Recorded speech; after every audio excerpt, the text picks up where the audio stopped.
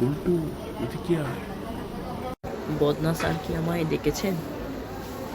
আচ্ছা বল্টু, বলতো দেখি, ভালোবাসার ওজন কত? এ আবার কেমন প্রশ্ন? এ তো সবাই জানে। ভালোবাসার ওজন 80 কেজি। হ্যাঁ, তুই কিভাবে জানিস ভালোবাসার ওজন 80 কেজি? কিভাবে প্রমাণ পেলি বল দেখি। এ তো অতি সহজ। যেমনটা আমরা জানি, ভালোবাসার 2 মনের মিলন। 1 মন সমান 40 কেজি, 2 মন সমান 80 কেজি।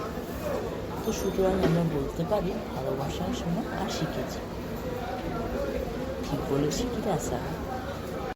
তোকে আমি চালের ওজন নয়, ভালোবাসার ওজন জিজ্ঞেস করেছি।